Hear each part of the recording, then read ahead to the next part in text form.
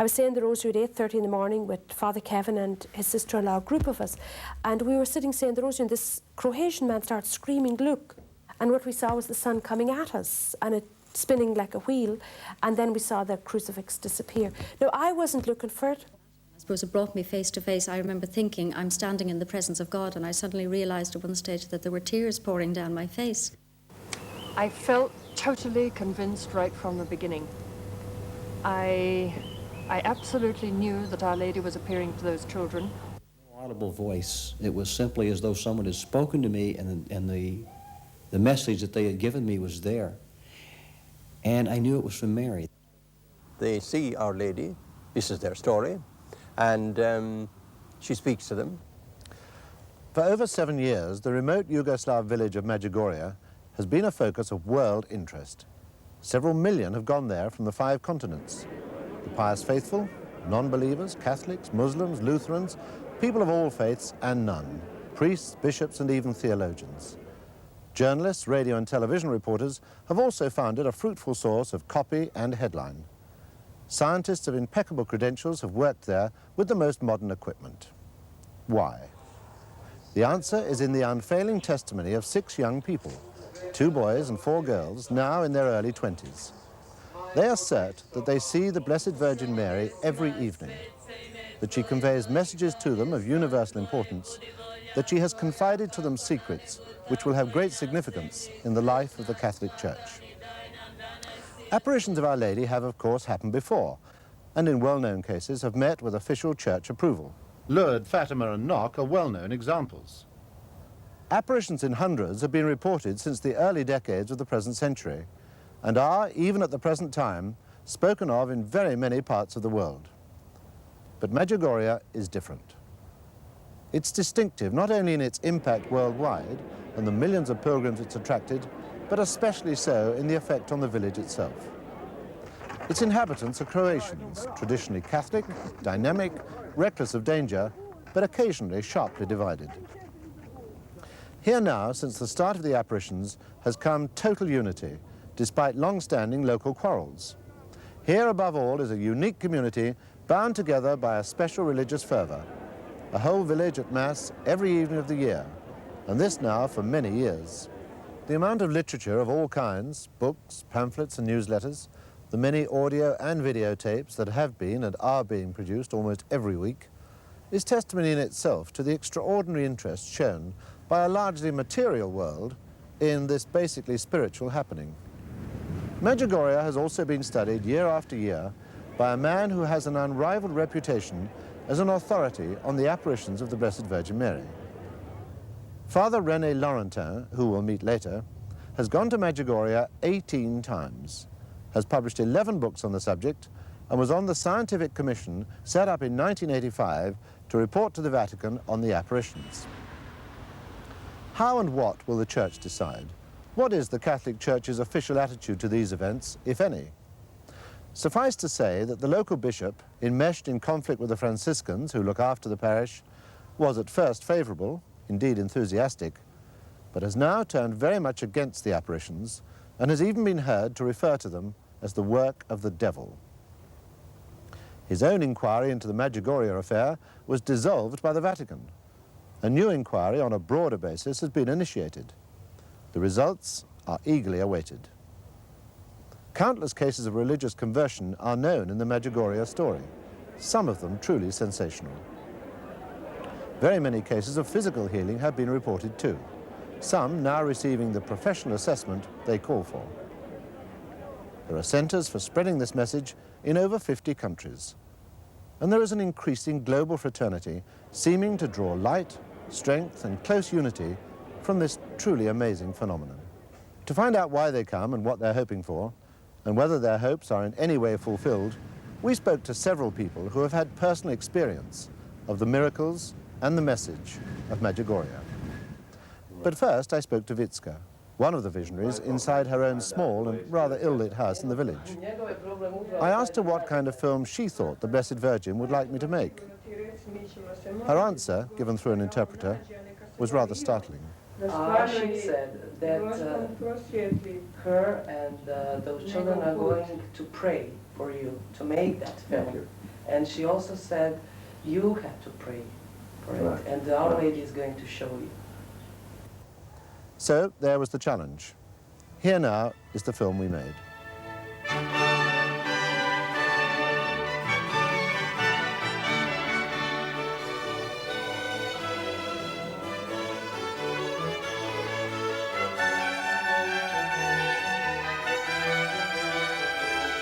And we started by talking to three people who have each in their different ways had their lives profoundly affected by the miracles and the message of Medjugorje. First of all, I asked Heather Parsons to tell us a little bit about herself. Well, I've been a journalist for 19, almost 20 years. I've been a reporter, a features writer, an editor, and at the moment I'm editor of the RTE Guide. Sounds like a busy enough life. Keeps me going. And next to you we have Father Michael. Father Michael, tell us about yourself. Well, I've an interest, permanent interest over a long period in study on Marian theology and Marian devotion. I've written a fair amount about it. And would one say that Medjugorje is now one of the points of great interest in your life? Well, it's a point of very considerable interest, unquestionably, Paddy, because it brings to life very much of what we have been studying as past history. So what was theory is possibly becoming practice? It's, to some extent, it's like that. It's reality, it's existential, as we would say nowadays. And on Father Michael's right, we have Wayne Weible from America. Wayne, just tell us a little bit about you. Well, I also am a journalist from South Carolina in America. I am formerly the owner of 4 weekly newspapers, publisher, and a columnist, and became involved in Medjugorje by writing a series of articles. And I'm very Protestant, by the way, which makes it a somewhat different angle, that I've become involved in a Marian apparition, something I knew nothing about prior to Medjugorje, and was simply looking for a story. That's how I became involved. Heather, I believe you're not a Catholic either. No, I'm What sort of religion do you have, if any? I was brought up as a member of the Church of Ireland and from a very strong Christian Church of Ireland background. And in fact, my first contact with Medjugorje was when I went out to report on it for a national newspaper. And as you said, I had a very strange experience there 2 hours after I arrived. And Really? that too changed my life. Why did you go out in the first place? I mean, why did the paper send you? I went, in fact, it was my idea. I went because as a journalist of 17 years at that stage, I saw that there was a story there. I believed there was a story there, and obviously, like other journalists, I saw headlines, and I wanted to go out. I'd read a little bit about it, but I wanted to go out and investigate it for myself. So did the story you came back with differ rather a lot from the one you thought you were going out to get? It did, because when I came back, I found I was forced to write a personal account of what had happened to me there, besides giving a rundown on the events that were going on in Medjugorje. But it was basically my personal story, whereas I went out feeling I'm going out to do a report, I'm going to interview the people who were involved in this. It just turned out to be something very different. Fine, we'll come back to your experience in a minute. Father Michael, you are probably much more involved in the Marian side of it than anybody else here. Yes, I suppose I should state first of all in this present company, which I'm very happy to have with me, that I'm a Roman Catholic. Well, it's nice to have one of you around, I suppose. One of the points that's often raised, and I think now that we have the chance with 2 non-Catholics with us, is that the Blessed Virgin Mary and ecumenism don't tend to go too well together, that the Protestant churches have never taken to Our Lady or indeed sometimes the Pope. What's your feeling about this in relation to Medjugorje? Well, the extraordinary thing is Medjugorje is the breakthrough. The big change has come. And I should think that not only Heather and Wayne are the only people outside the Roman Catholic communion who've been to Medjugorje and who have profited spiritually by going there and are equally enthusiastic about it. So what are you doing right now as far as Medjugorje is concerned? Well, I've become somewhat known, I guess, because of the articles that I wrote, and I'm traveling basically throughout America, lecturing on Medjugorje, and of course now internationally as well. This is my 2nd tour of Ireland, and going to be going to Trinidad and to the West Indies and up into the Philippines later next year and a few other spots such as that. Gay Russell adds a further international dimension to the Medjugorje story as she talks to us from her farm in Malawi in Central Africa. Good afternoon. My name is Gay Russell, and I'm sitting in the garden of my home here in Malawi, in Central Africa. You asked me to record this, and I found it very difficult to accept doing it, but I finally decided that I would like to do it as a gift to Our Lady. It is her birthday today, so it's Thursday the 8th of September.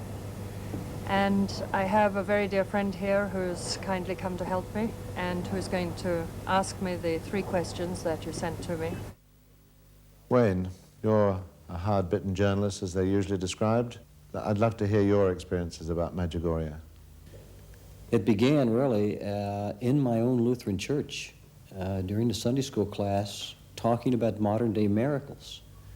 And as a newspaper journalist, I'm always looking for a column idea.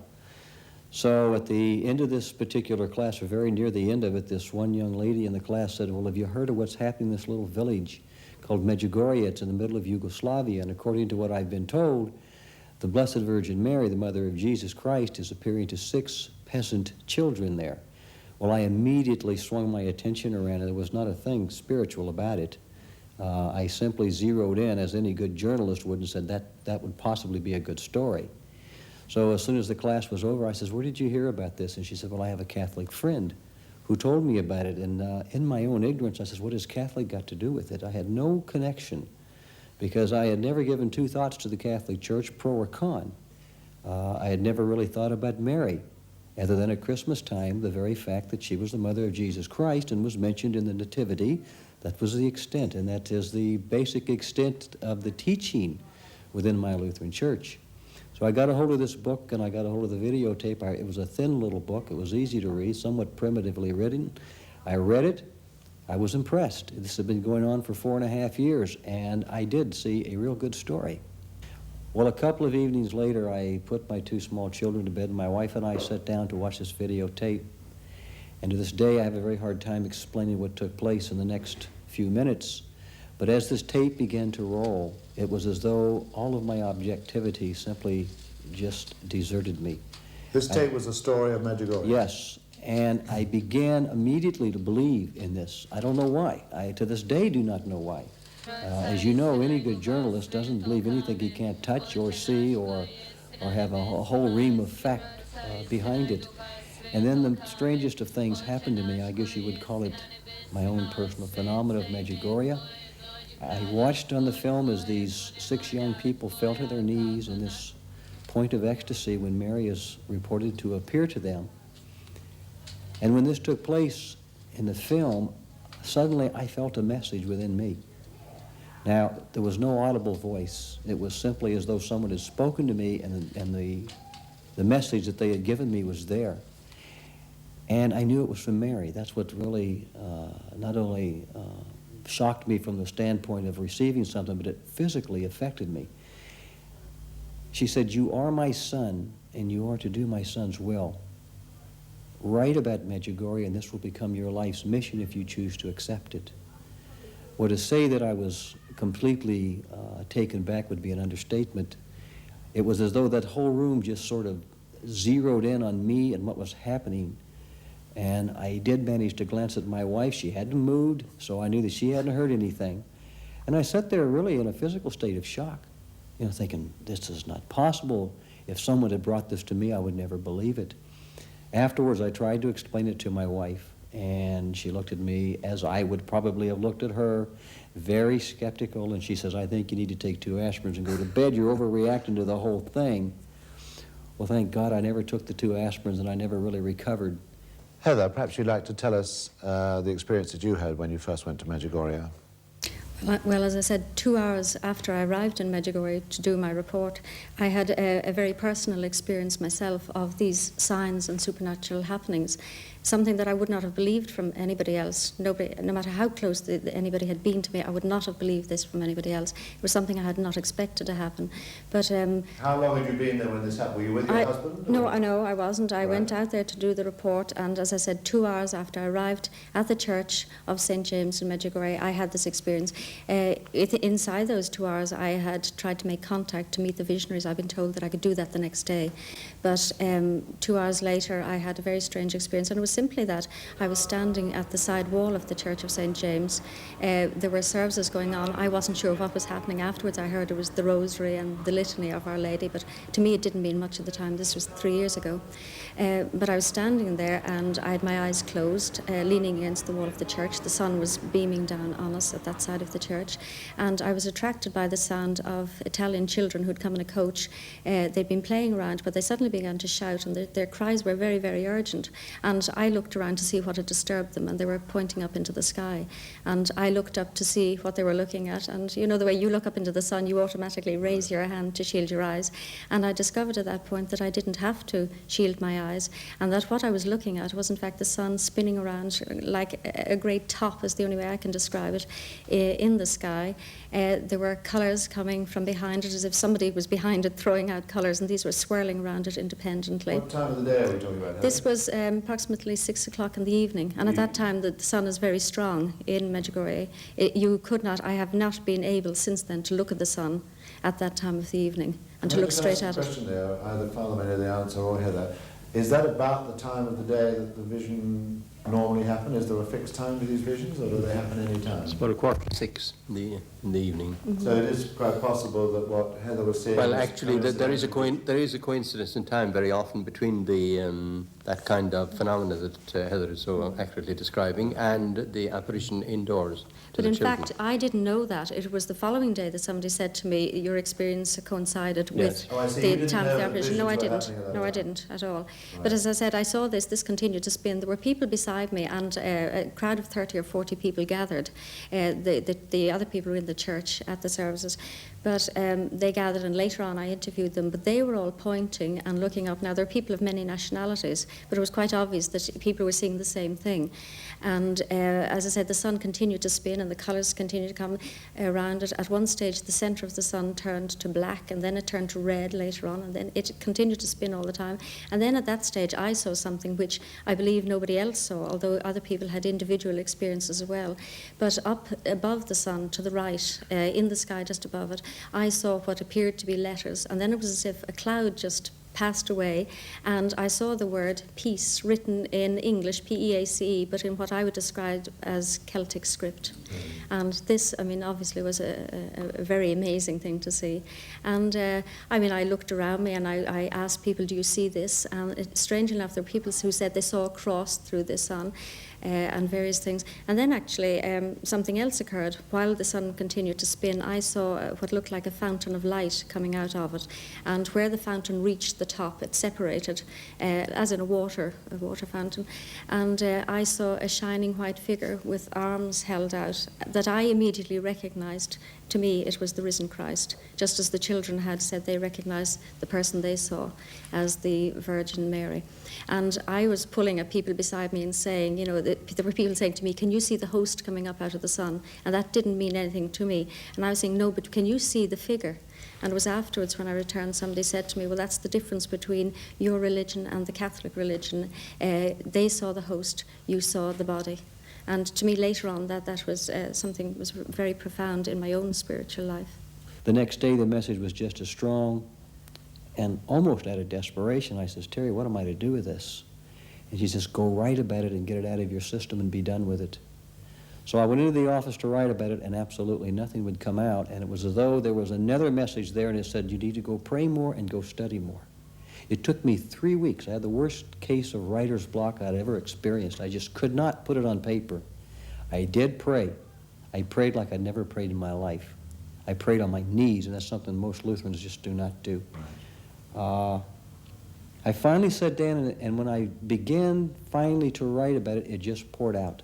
But at some stage, did you not ask yourself, frankly, whether you were just in a sort of hysterical state of excitement with everybody else who was there, that you were expecting something to happen and you were always making something happen? Yeah. Well, I'm not the sort of person who's given to that sort of thing. I have not, in fact, had any time for these Marian apparitions before. I mean, I had investigated them for an article I'd written, but I must say that I didn't really believe that these sort of things occurred.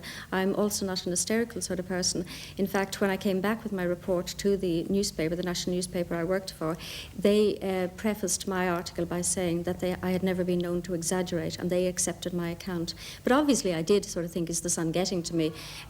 What's happening? Am I really seeing this? And I closed my eyes several times, and this went on for almost 40 minutes. What happened to you then after your first visit? Well, when I went to Medjugorje, and I went, of course, having received this message and having written these articles, and I would say completely convinced of the reality of this at that time. I got there and I was so struck spiritually when I went there that I frankly forgot to eat. I slept very little. I just couldn't get enough. And the worst part was having to come back home to me. I lost 13 pounds that first visit that I went there, and I came home in a probably a very emotional state. Did you go on your own? Yes, I did. I went with a group, not with my wife, is what I mean by going on my own, and came back and had difficulty even talking to my wife about it. I'd break into tears, and I was not one to cry. Prior to this, as I said, I didn't consider myself highly emotional at that time, prior to this, but I had great difficulty in talking about it for a long time until I finally was able to digest most of what had happened and to start putting it really together in my life. It was from that point that I began to locally to give talks to the local civic clubs and a few of the churches and things like that, having really no idea of making a career out of doing something like that. And then that snowballed as it would outside of the town, then into the cities, and then further into other states as well. And of course now it's on an international basis. Meantime, the articles that I had written, the requests just continued to pour in. We had over 1,000, and I was beside myself. 1,000 requests for an article to me was far greater than anything I'd ever had. Finally printed them up in a small tabloid so I could pass them out when I gave talks within the Myrtle Beach or within the state of South Carolina, really not expanding this any further than that, with no plans to expand it. And yet they just kept coming, and the requests kept coming, and I printed up 2,500 to begin with. How long ago are we talking about now, Wayne? Believe it or not, this was only September of 1986, and as you quoted a while ago, we have 11 million that have gone out right now. Really now, as a secular writer, you know, I'd be jumping through hoops to have 11 million of anything published. It's one of the world's best sellers, doesn't it? It is by far, I would say it is, and it's had a tremendous effect on people. If they read it, and I get the letters I receive are unbelievable. I receive 400 or 500 letters a week now, and of course I'm speaking all over the world. So is this now what you would call your life? It is most definitely. This is what I do. I travel constantly. It's very difficult. Being in airplanes constantly, being in this city or that city, frankly, forgetting where I was the last week. It's What's the so point hectic. of it? I mean, what are you trying to achieve? I think my basis right now for doing this, again, is at the urging that this would be my life's mission, and I want to get the message to as many people as I can possibly get it to. I want, for one thing, for them to take a look at someone who, quote, had it all, and who no longer has it all, who has a great deal more happiness and peace in his life because of this, because I have found God, I have found Jesus. I have really developed that cliche phrase that is used so often, that personal relationship with Jesus. That's exactly what I found at Medjugorje. Why would you change your life, or what made you change your life just because of a couple of hours in Medjugorje? Well, because, okay, my first experience, my initial experience was very dramatic, and I suppose it brought me face to face. I remember thinking, I'm standing in the presence of God, and I suddenly realized at one stage that there were tears pouring down my face. Gay Russell, between flying around the world as an executive jet pilot, was experiencing problems in both her personal and religious life. But even in the heart of Africa, she'd heard about the apparitions in Medjugorje. Further inquiries from her local clergy brought no help or interest. But an article in an English Catholic newspaper kept the flame of interest alive. She has since become a fervent apostle of the Medjugorje message, and we asked her to tell us how it began to play such a significant part in her life.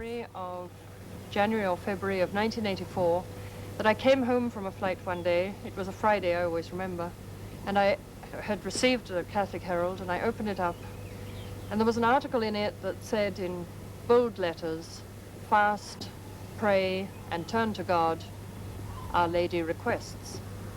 And I read the article, and it was about Medjugorje, and I was very moved by it. At this point, she was relying almost entirely on reading the Catholic newspapers she had received and on correspondence and photos from her friends in Europe to keep her interest alive. And so from then on, it was those people who wrote to me, and I had this deep belief that Medjugorje was definite and that I had to do something about it. Not having been to Medjugorje yet, we asked Gay Russell what kept her going, despite the absence of any encouragement locally. I think my straight answer to that would almost be only God knows. I think I had absolutely everything against me to maintain that interest. I felt totally convinced right from the beginning. I absolutely knew that Our Lady was appearing to those children, and I had this desperate feeling that I had to tell other people. I had to share it with others.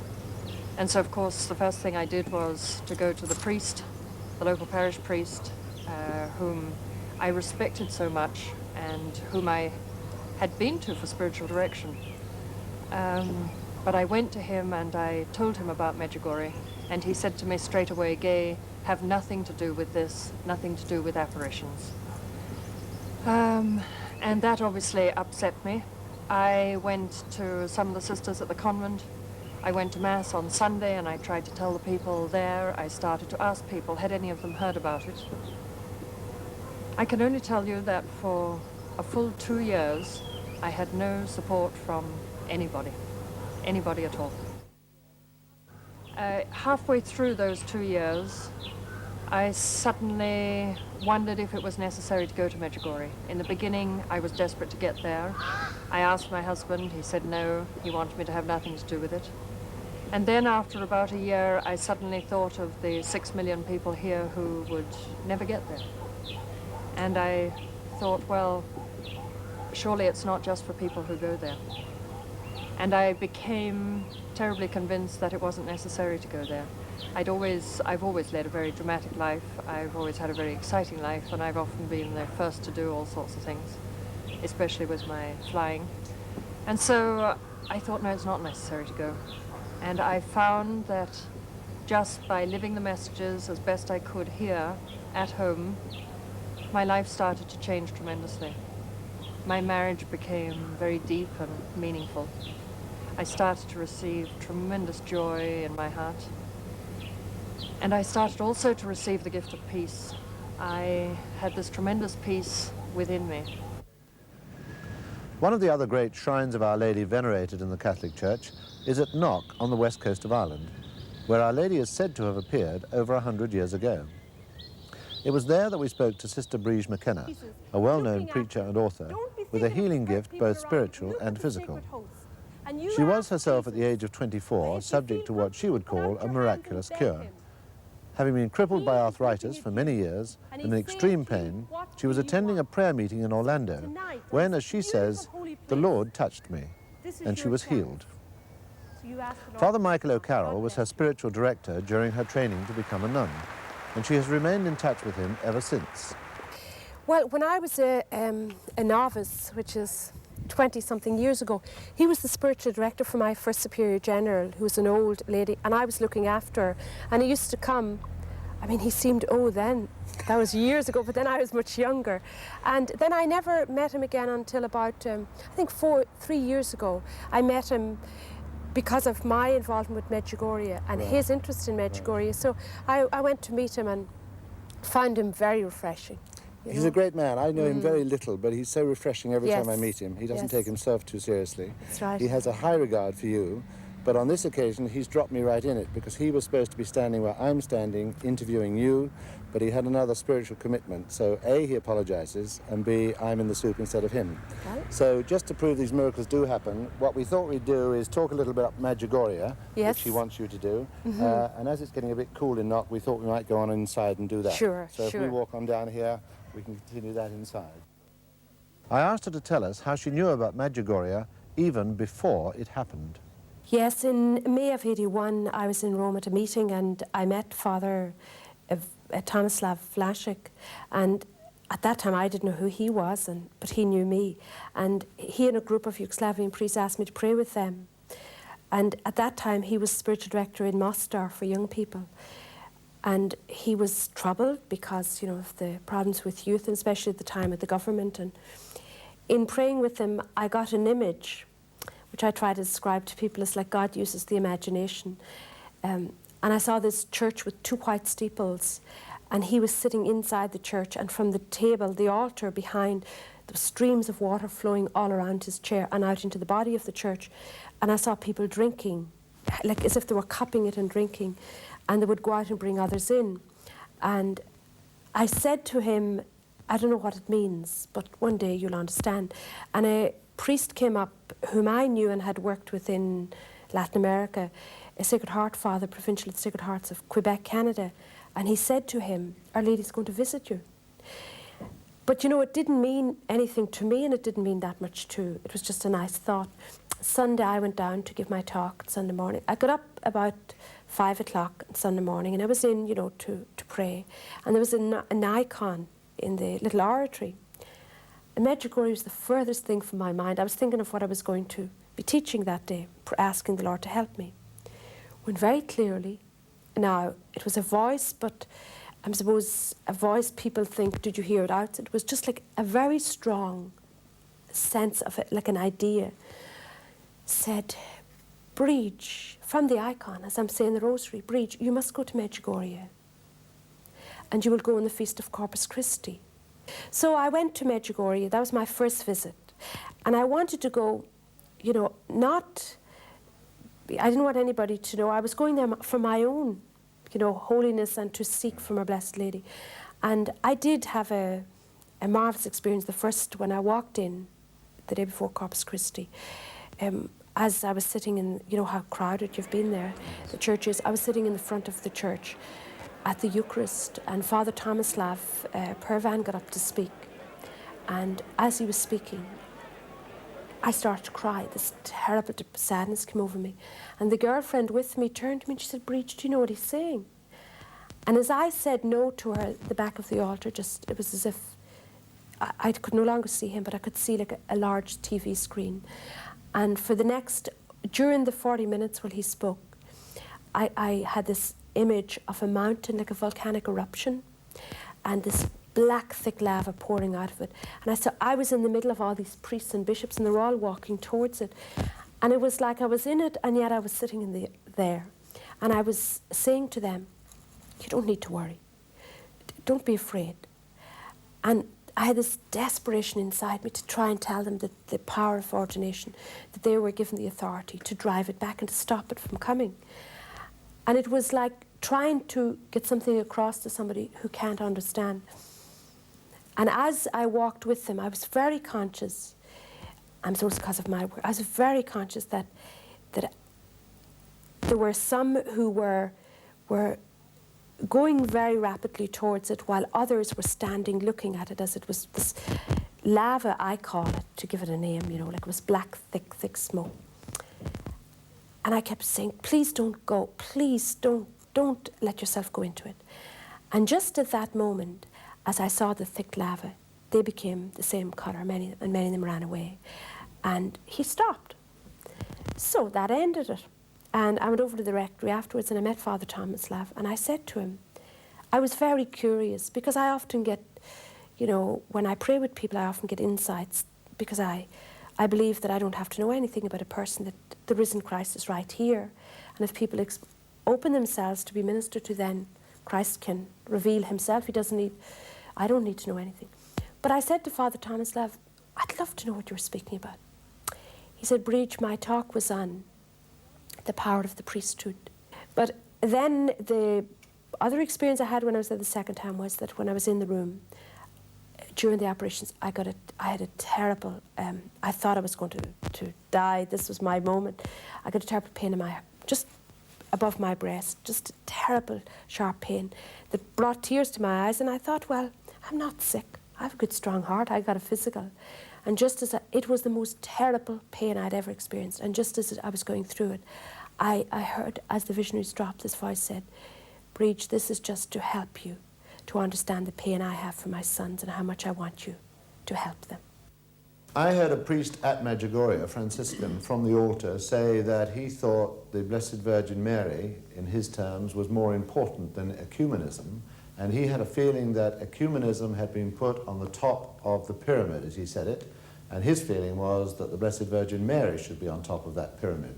How do you react to that? Well, I'm not in the business of constructing pyramids at all, to be quite honest with you, Paddy, and I wouldn't put it just that way. I think that the only one on top of the pyramid for all of us is Jesus Christ. And those of us who are helped towards Jesus Christ by the Blessed Virgin Mary, as all three of us here quite obviously now are, I think have a very great regard for her. But the ecumenical problem has been better understood through advertence to the Orthodox Christians, who have very strong Marian traditions, of course, as we know. Heather, have you ever thought of becoming a Catholic? I have thought about it. I considered it. I wondered, is that what God wants? But in fact, one of the things that struck me very strongly about Medjugorje is that God is calling to all people, all Christians. One of the messages the Virgin gave to the visionaries there is that all roads lead to God. And that men have made the divisions, and this is something that struck me. I think what is more important is that you return to God and you have a certain relationship with God than that perhaps that you attend any particular church. So the point we were discussing with Father Michael just now about ecumenism and the Blessed Virgin Mary being able to go together, do you think they can? I do indeed, because I think that it's a gradual moving towards, the churches are moving towards each other. I mean, something I would not have been able to accept a few years ago, but which I do now, is that the Virgin in Medjugorje says she is simply the messenger there to lead people towards God. Now, God used her as his messenger before. I can now accept that he can do so again. I would not have been able to do that 3 or 4 years ago. Well, I would hope that ecumenism, as far as Mary is concerned, would continue, that the non-Catholic faiths would be able to embrace her for what she really is, and that is a messenger from God and also the absolute perfect example of what we are to be. As far as Medjugorje goes, though, I do not see it as an ecumenical movement at all. Now, that may sound strange, and I disagree with you on this, Heather, only slightly.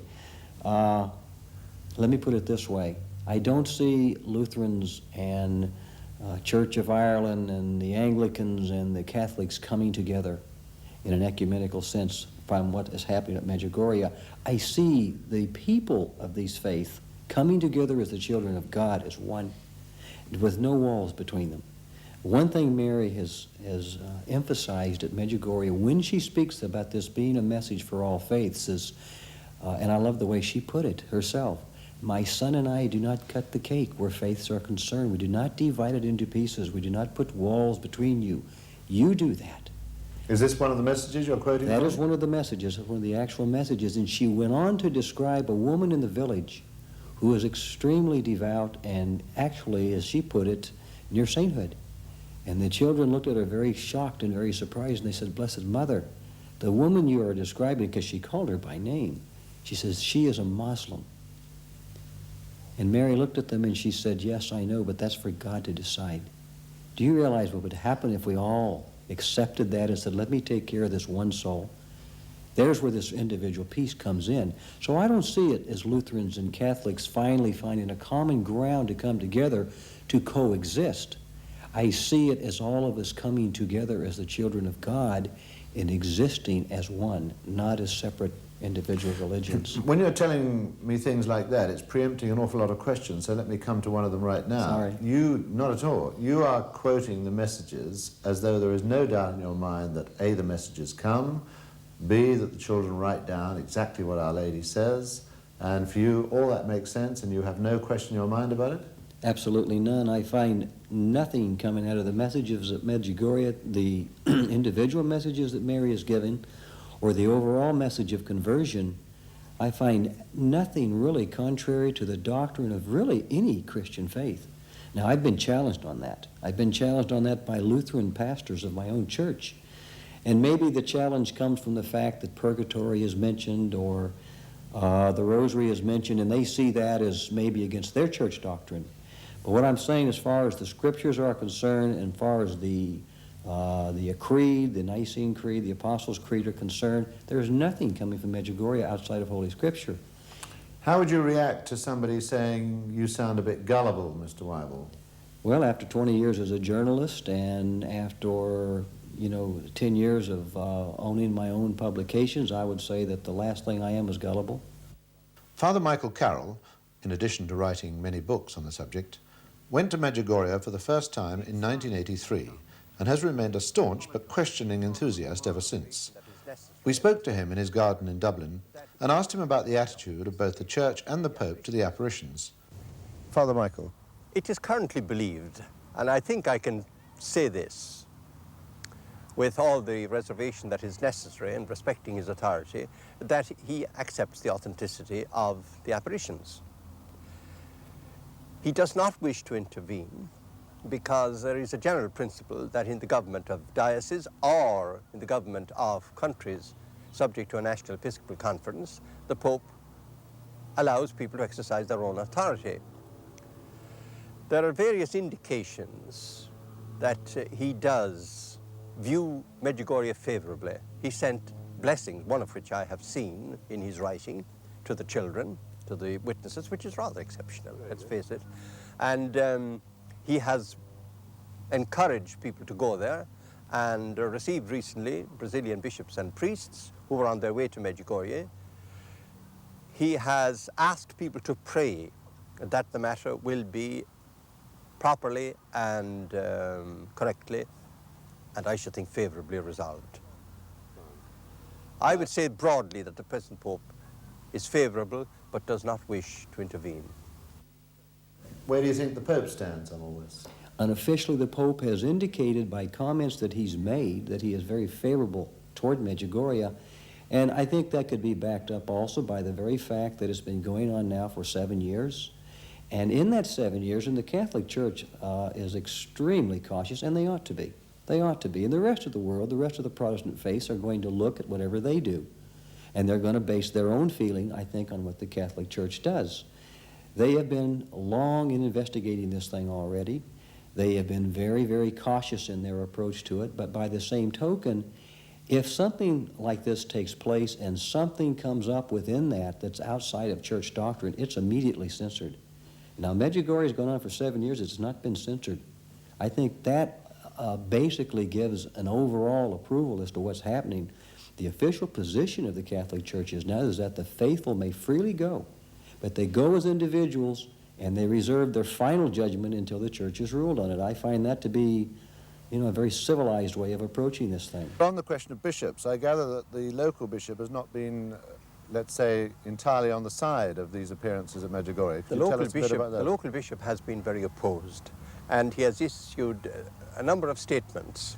The two most remarkable, probably, are the memorandum which he circulated to the world's press in 1984, and the statement which he made on the 25th of July last year, 1987, which is the patronal feast of St. James, that is, of the parish of Medjugorje, and it was on the occasion of a confirmation ceremony. He was forthright and explicit in rejecting the authenticity of the apparitions. And he has been equally so in the memorandum, lengthy memorandum, which he circulated in 1984. In April of last year, 1987, the whole matter was taken out of his hands and he was asked to dissolve the commissions. So after some time, after a reasonable delay, the authorities in Rome decided that they would transfer the question of a decision on the authenticity or otherwise of the apparitions to the entire Episcopal Conference of the country of Yugoslavia. And that's where the matter rests at the present time. So that in a certain sense, the statement which the bishop made in July last year is ultra vires. I don't like to say he had no right just to make this statement. I don't like to speak that way about a bishop, but the fact is that it has no particularly binding character. How then do you explain that inside the church you have bishops who don't believe it? You're sitting here saying you happily believe everything. We have the Bishop of Mostar, where Medjugorje is in his diocese, and he believes nothing. How do you equate these things as a journalist? As a journalist, and I never lost that desire and need to go back and do research and to study something, which I have done. I've gone back and studied Marian apparitions as far back as I could locate them. And I've looked very deeply into the question of the local bishop of Mostar who opposes this. I find at the basis of the opposition a local squabble between a secular set of priests and the Franciscan priests there. And I find this is really his basis of opposition. I also have discovered in looking at what's taken place in this investigation of Medjugorje that twice he was given the authority to set up commissions to investigate the apparitions. The very first time it was so poorly done, the Vatican threw it out and said, go back and do it again. He went back and he did it again, and he loaded the panel, so to speak, and the vote came out very negative against Medjugorje. The Vatican again took a look at it and said, this is not right. They could see the bias in it. So what about the Bishop of Mostar, who thinks that this is the work of the devil? Well, wasn't it St. Vincent Ferrier who supported the wrong pope and sat up in his casket after he died and said, I made a mistake? I mean, you know, you can be a good person and still be, you know, misunderstand what's going on. I really believe that, to me, you know, even the bishop, and I you know, don't know, you know, what to say about him. I haven't read all about what his background and everything. But I think I admire the people in Medjugorje because they never criticise him. They always pray for him. I think the important thing, again, is that it's a test for them. And, you know, this passage where Jesus said, which was read at the Eucharist a few days ago, a good tree does not bear bad fruit, and a bad tree does not bear good fruit. And you will know the tree by its fruit. By their fruit you shall know them. Well, 7 years, in the 7 years of the millions of people I've met in every corner of the world, I have never met anybody who's been to Medjugorje who left the Catholic Church but who actually joined it and came to the Eucharist. I have met more people who are out of the church, who came back to the sacraments, people who would be completely opposed to Catholicism. I had an experience while I was there of a young Presbyterian man in Scotland who was very opposed to the Catholic Church. And on Corpus Christi, when I prayed with him and got a word for him, he wrote me a letter later on saying that at the Eucharist he knew he had to become a Catholic. So, you know, everything I believe is a Catholic, and I'm totally convinced of my faith. And this is why I say that, to me, by their fruit you shall know them. If people were leaving the church or they were doing, you know, all kinds of strange things, but here they're all going to Medjugorje. We can't get them to stay in church for an hour. They go to Medjugorje and stay for 3 hours. Young people in the thousands. How do you react to the fact that I believe the bishop, in one of his more pungent statements, said he recognized all this as the work of the devil, and that the devil was definitely working in Medjugorje?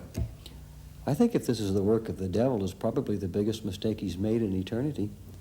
I cannot imagine 12 million people, which is the number that's now given, that have gone to Medjugorje, who have come back and converted their lives to Jesus Christ, not into a love and a devotion and making Mary into a goddess, but into a love of Jesus. I cannot imagine that kind of work coming from something evil. So I don't need to ask you, Sister Briege, whether you believe in the devil. I believe very much in the devil. I try not to give much glory, but I have had encounters, you can imagine, this kind of work. Well, that's what I wondered. Tell us some of the things the devil's been doing to you. Well, I wouldn't go into it personally because I wouldn't give him glory, but I'd just say that I've had, just give you one incident that happened, but thanks be to the Lord, he was is more powerful. I was going in a particular country to have a meeting with some leaders, and a priest was driving me. Now the priest, I just finished a priest retreat, and the priest did not know that I was going to meet the leader of this country, who people would never believe that I was, and I had been told, you know, that I would see him, and the leader of the country sent for me. And I was afraid to say anything to the priest because I thought, you know, if they knew, and yet I felt the Lord saying, I want you to meet him because I want to speak to him through you. And the priest was driving me with my interpreter, and we were coming on a road, you know, it wasn't a very busy road, and yet that particular time, I had to be there at 7 o'clock. We told him at a certain place. He didn't have any reason to know why, but as he was driving, he was going about 70 or 80 miles an hour, and he was behind a truck. and he came out. But if he did, there was a big truck coming right, speeding, and the two trucks just came, one beside the other. And all I remember, the priest putting his two hands, he lifted his hands off the wheel because there was nowhere to go. If he had tried to avoid it, we would have gone down over an embankment into a deep, deep, deep pit down. And he put his hand, he said, "Oh, Jesus Christ." And at that moment, all I remember was the car filling up with evil, and I started really screaming at the Lord, "Please protect us." And the priest, afterwards, all he remembered was something lifting the car. When he looked, the road was clear, and he turned around and he said, "Oh my God," he said, "what happened?" But now, as a result of that meeting, there was something very powerful happened to that man that I met. And I felt that night the Lord saying to me, you know, that there were forces going to try and prevent it. And I've had incidents like that and many others that I don't talk about. Secrets and signs, these seem to us like the journalistic come on. This is to keep us on the edge of our seats. How do you react to the stories of secrets and signs? I think they're very, very important, but by the same token, getting right back to the Catholic Church again, I have found the greatest resistance to this within the Catholic Church, not outside of the church. And I find many priests who poo-poo all of that, and they say, well, this is some more of this apocalyptic doomsday type of thing. I don't see it as that. I see it as events that are going to happen in the world, and if you go back to the New and the Old Testament, it's there. But why can't we know the secrets now? What's the point of the being? Well, I think if we knew the secrets now, we'd still pay very little attention to them. In fact, we would probably then begin to investigate and to study them to death as we do everything, and then we would find ways to disprove that they were ever going to happen. And this whole question of secrets, I believe there are 9 or 10. Some of the visionaries have had 10 secrets. These secrets seem to be foretelling a bit of doom and gloom as well, and yet we're told that 3 of them, the doom and gloom has already been averted by people repenting, praying, or whatever. Now, this is a little bit having your cake and eating it, because how do we know that anything was going to happen, and how do we know that we were good enough to avert it happening? And down here on earth, we need sort of proof of some of these things if they're going to have some meaning. Some of us do anyway. Well, you know, no, I can't answer for others, but for me, I don't go into a lot of, like, I take the message of Medjugorje, the call, the 5 points that she has, and I think that if you begin to look for, you know, signs, like people who go to Medjugorje looking for signs and something to happen extraordinary, miss the whole point of what Medjugorje is really calling us to. But then one would say, why does Our Lady make the sun spin if this is a distraction? And do you believe that it does spin and people do see it, or do you not believe it? An awful lot of people. The last time I was in Medjugorje, the priest had to get up and give a talk and tell people not to be imprudent. I had 2 people in Florida phone me. One, a young accountant who was going blind, another who's lost their sight. Because of imprudence, they went to Medjugorje and looked at the blazing sun without any coverage and burnt the retinas in their eyes.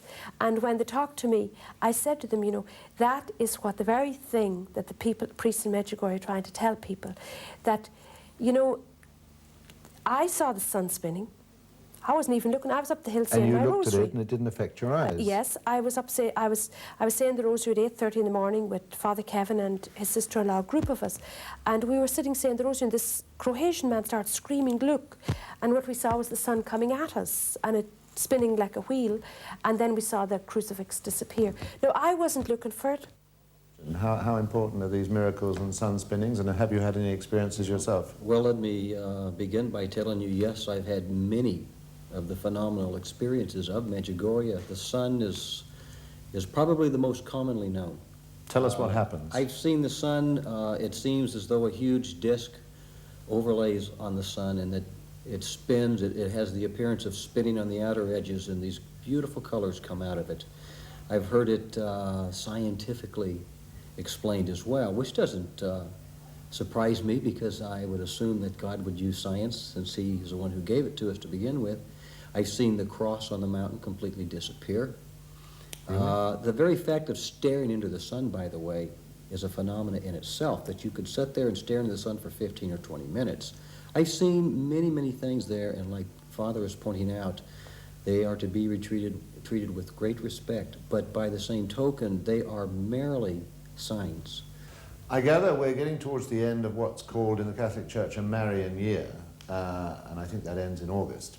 There is some feeling, I gather, that a special sign might easily occur at the end of the Marian year, i.e. the Blessed Virgin will mark either the Medjugorjean spot or the whole sequence of appearances.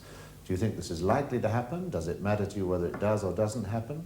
And what do you think the effect would be if we get this, quotes, sign? I definitely think the sign will happen, to start with. The sign is... So you're not going to be too worried about egg on your face in September when there hasn't been a sign? No, I've never doubted. I've never doubted. The sign will be a permanent structure that I think will tell the whole world. But of course, there will still be doubters. I think if Christ came before us and walked in front of us, that many of us would still doubt. I think there are some people who feel that we're all waiting for the Holocaust or the Big Bang or Sodom and Gomorrah. And what's your own feeling about the sort of sign that may be left? I would say that the fact that we're going to get a sign, the fact that Our Lady is taking an interest, is itself a basis for optimism and for hope, and that we should take an optimistic view. If there is difficulty ahead, after all, it doesn't need an apparition from heaven to tell us that. It's pretty evident in our television screens every day of the week that one way or another there are possibilities of, there's at any rate a danger of serious upset in the world in one way or another. I think the hopeful thing about Medjugorje and such other apparitions of Our Lady as are recorded is that there's someone on our side who's taking an interest in us, and we're not going to be abandoned, and I'm all for it. Father Jozo was the parish priest of Medjugorje at the time of the first apparitions.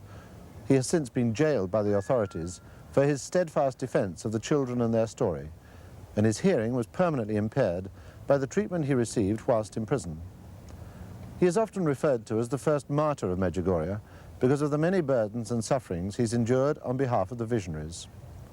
From initial caution, doubt, and even disbelief, he has now become a firm believer in the visions and a great champion of the visionaries.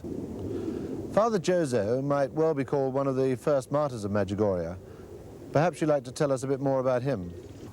Well, at that time, the authorities were rather nervy, and they thought this is another manifestation of Croatian nationalism. And Croatian nationalism has pretty turbulent and at times violent history, even recent history. So they dread anything like an upsurge of Croatian nationalism. And when they saw a public demonstration and people gathering, crowds and all that, they thought, this is it again. So they took these rather stringent measures, and he was the one who paid the price.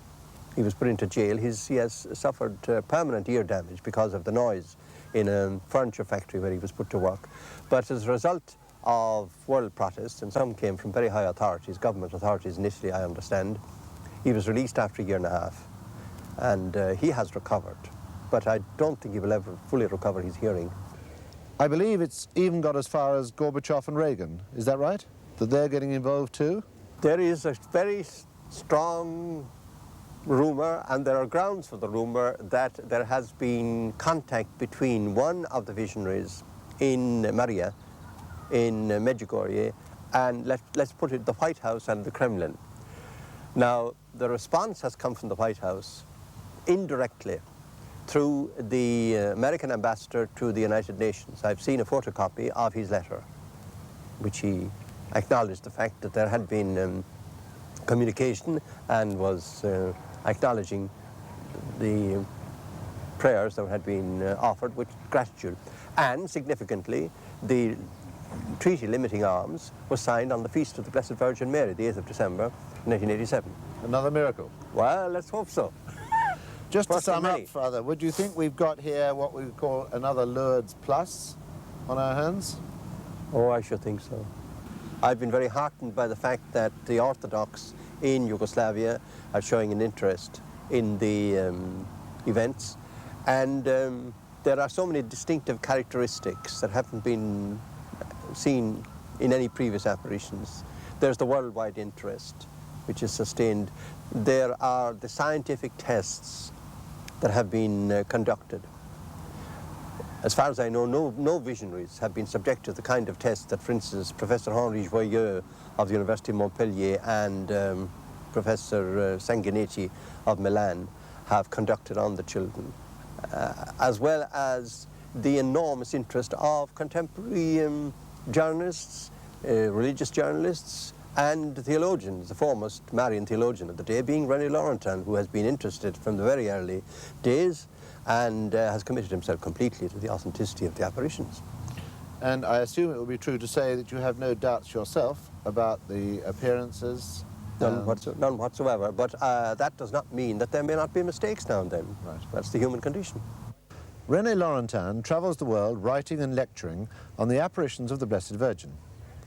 He was caught briefly between planes in Philadelphia recently and was asked when he first got interested in Medjugorje. It was 8 months after, less 8 months after the first apparition. He went on in his own slightly idiomatic English to tell us about the extensive scientific tests that he had organized in conjunction with Professor Henri Joyeux of the University of Montpellier.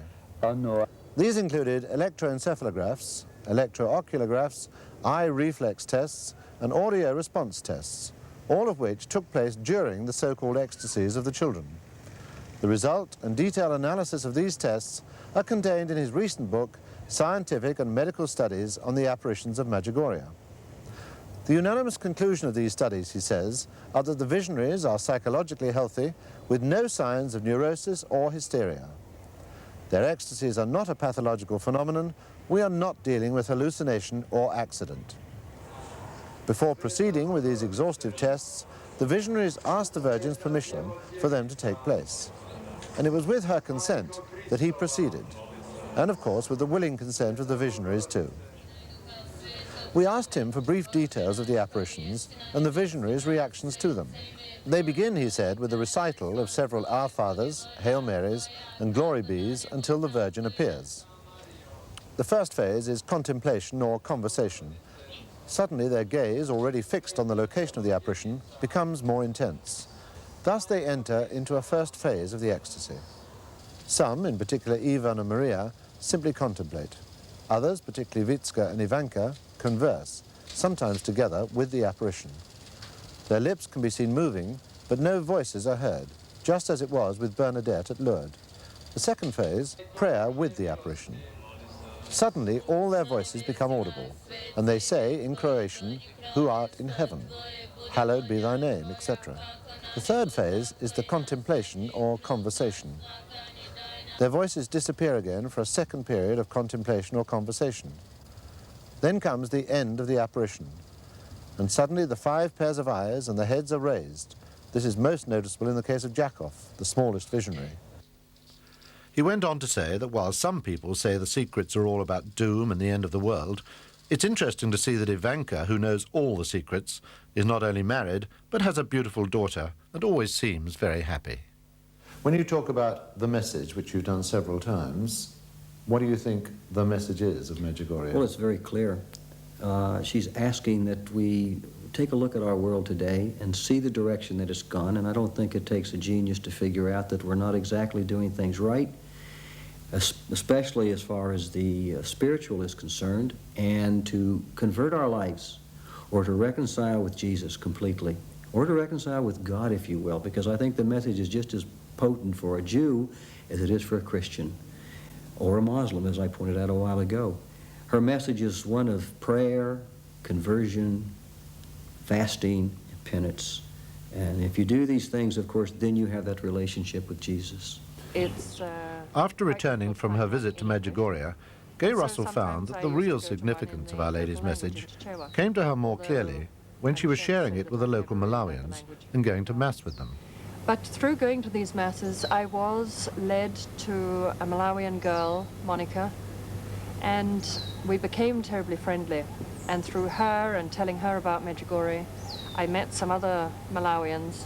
And for several months, we were 5 or 6 of us who went together to Mass every day. And they were always asking me about Medjugorje, and I was sharing all I could. And then I said to them, perhaps we could start a prayer group together. And so on Tuesday evenings we would meet for prayer, and it was the Malawians that really taught me the meaning of prayer. I think when Our Lady asks us to pray from the heart, I think it was the Malawians who taught me through their very deep simplicity and their openness. And when I look at the response to Medjugorje now in this country, I'm so excited when I see that every main cathedral has a Medjugorje Mass once a month, a Mass for Peace, which is very well attended. And we've started putting out newsletters and sending out the messages, and it's the Malawians who have really responded very strongly.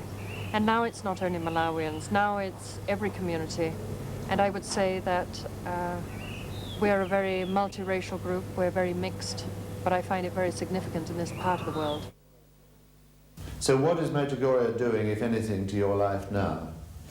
Well, as I said, it's really the day-to-day living of it. Also, I'm involved with the Medjugorje movement, if you like to call it that, in Ireland. I'm on the Dublin committee. I was elected to the National Committee, which is a coordinating council that helps to get information around the country. I've been asked to go to various places, churches and halls, Catholic churches and halls and places like that around the country to speak of my experiences. And while it's not something I enjoy doing, nor do I enjoy doing this sort of interview, I feel that something happened to me and I'm required to say it. Fine. So you're becoming quite a powerful cell in the Medjugorje movement by the sound of it. I don't know that. I think people hear about experiences. Some of them go because they're curious. They would like to have these experiences for themselves. And some of them go because they're searching for God and they feel that you have met God in some way and they go to see can they meet God in that way. I don't believe you need to go to Medjugorje for that, but it certainly has made a lot of people sit up and think about God. I hope you won't think this is going over the top if I say that there are two things that you and Our Lady seem to have in common. You say in your book that you are a signpost, just showing the way to Jesus, and I believe the Virgin Mary said the same at Medjugorje. Well, I see myself as somebody, you know, if you follow, a signpost doesn't take you to the place you're going, it just guides you. And if the signpost, if you could imagine, if you came up to a crossroads and you wanted to go, and the signpost kept changing its mind, you wouldn't be sure where to go. And I believe that for my own personal life, that I must be totally convinced. And it's your conviction and being convinced of where to send people. And I'm convinced that Jesus Christ is Lord and that He's the answer. And that for me as a Catholic sister, you will find Jesus in the church. You will find Him, as He said, as Our Lady said, at the foot, at the altar. And so I see myself not as, you know, you can't make people. I mean, there are many people I would love close to me to get converted, but you can't. We don't have that power. But I think people need to be told this is the way. There aren't 10 ways. And I think when you are definite, it's like the signpost that says, go that way, if you follow it, you'll get to where you're going. If you had to end up summing up the message there, and I would like you, if you could, to take this in 3 parts. What is the message for the believers? What's the message for the non-believers? And what's the message for the people who are attacking it? The message for the people who are attacking it, I shall take first, is be fair, live and let live, which is what we all have to do in the modern world in what we call a pluralist society. The message for the non-believer is further to treat every human being with respect, to show respect for the rights of the human person, including the rights of the visionaries to their reputation. Therefore, shocking things shouldn't be said about them. The message for the non-believer who's wavering is, look into this seriously. It may be giving you a chance that you need. Sooner or later, you may need religion. Many people have found that in some of the terrible pressures of modern life, religion is the only answer. For the believer, I would say the message is twofold. First of all, to practice total conversion, the way of peace and reconciliation, which we haven't yet mentioned, Paddy, which is vital to the whole concept of Medjugorje, reconciliation and peace in every aspect and in every sector of human life, prayer and fasting, as this is advisable and wise in each case, and then to be an apostle of the message, and again, with respect, to communicate it to others. One of the quotes I hear quite a lot of is that by their fruits you shall know them, that what's happening at Medjugorje, never mind what people are saying, is proof in itself. Is that how you feel? I think so, and I think if this is of man, that it will disintegrate, it would go away, and yet it seems to be growing instead of going away. And if it's of God, it will continue to produce good fruit, and the fruit has been excellent to this point. I think There's one voice in Scripture that I just keep hear calling out about Medjugorje. It's just, and I don't quote Scripture very often, but it's Matthew 25, I'm sorry, Matthew 11, verse 25. It shows you how much I quote Scripture.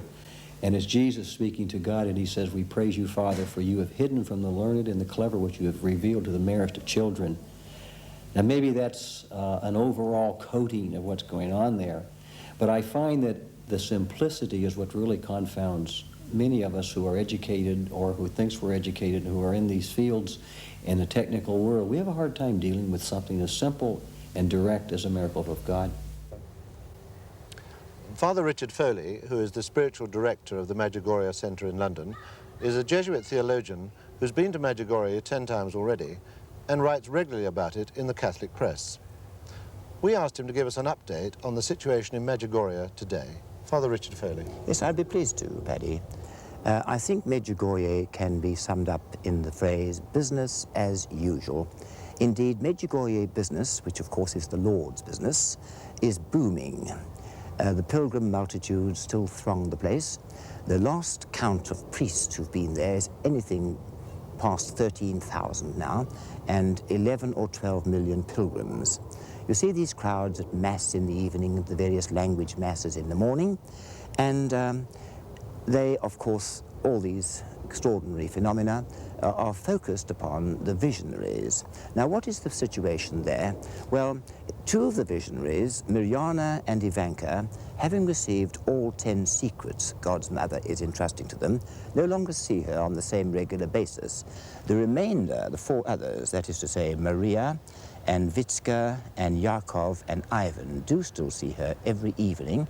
3 of them are all now, they're all in Medjugorje, in Briege. They attend the evening apparition at 6:45, held in the choir loft of the church. But Vicka, who is ill, she has her apparition at home. Now, what about the truth, the authenticity of these apparitions? Well, we are all perfectly entitled to form a private judgment about their supernaturalness. And, of course, the Church will make the final decision, and the competence for that now lies, by the Vatican special arrangement, in the power of a national commission comprising the country's bishops. This commission, as from 1987 early on, superseded the diocesan commission under the Bishop of Mostar. So, therefore, any other person's judgment is purely private. We've got a right to it. Mine's positive. Other people's, like the Bishop of Mostar's, is negative. He has a right to that opinion and judgment as well. And we're entitled to our private judgment and entitled to go there on private pilgrimage, with the proviso that we are prepared to acquiesce in and abide by whatever decision finally forthcomes from the Church. Among the pilgrims who've been there recently, 2 bishops that I've had the pleasure of meeting, the auxiliary bishop Fisher of Los Angeles and his lordship Bishop McMahon of Brentwood. Both were very, very pleased and excited indeed about Medjugorje and its dynamic apostolic and pastoral potential for the Church of the future. And might I just end by saying that updating Medjugorje is that it's looking forward, of course, to the future, and its immediate future will be the post-apparition era, so to call it, and that's going to be very exciting too. We know that miraculous sign is going to appear on the Hill of Apparitions. Thank you very much indeed. My pleasure. Thank you.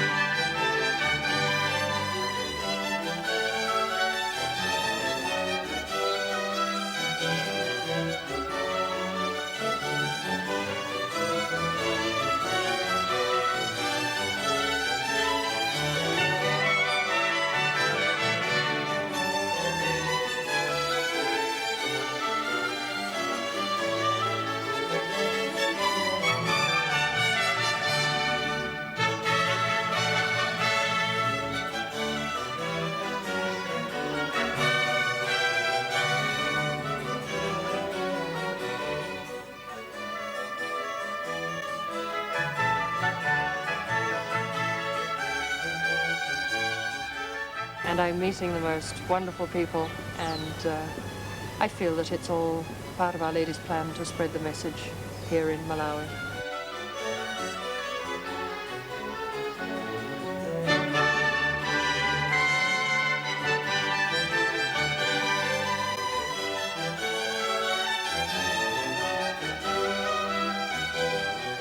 To ask a question which may seem a bit flip, but I'd like to ask it anyway.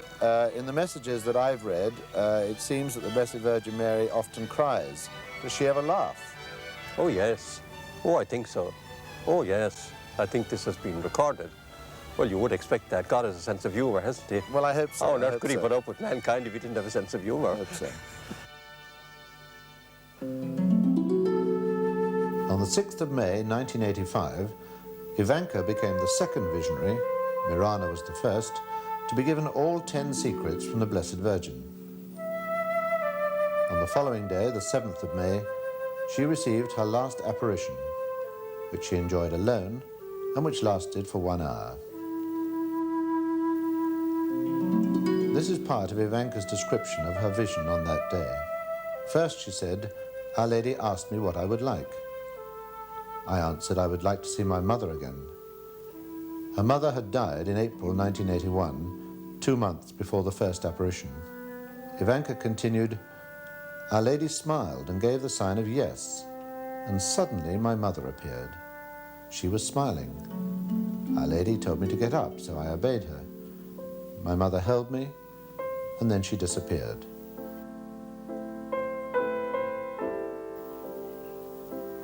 Our Lady then said to me, My dear child, today is our last meeting.